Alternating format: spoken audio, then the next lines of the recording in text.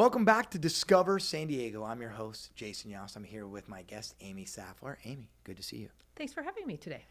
So we know San Diego. We love San Diego. We want our audience to love San Diego as well. And so I want to talk about a special little part of San Diego, an enclave called Alpine. Amy, tell me about Alpine. I happen to love Alpine. It is a fabulous community. Not only is it sweet and intimate, but it has the support services, which we all like to have, of course, in our surrounding area.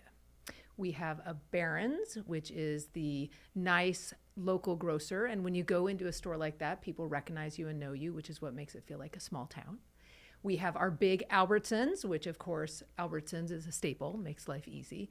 We have our little stores like a laundromat and a dollar store is what it is.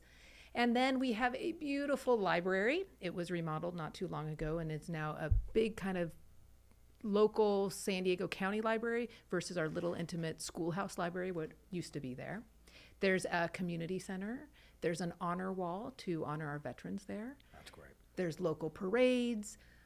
Little July 4th, there's going to be a big event, so there's community things. Alpine Women's Club, a beautiful historic building, as well as Alpine Historical Society. So it kind of has a lot of everything from little intimate, quaint, cute restaurants like Janet's and Alpine Tavern to the brewery. Alpine Brewery's there.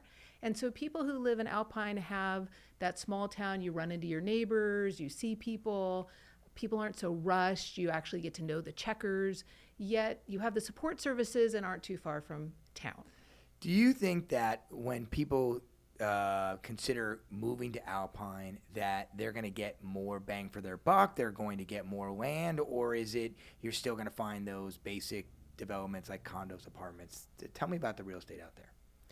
It's actually quite textured, which is nice. There are apartments. In fact, there's a brand new apartment complex being built in pretty close to the center of town.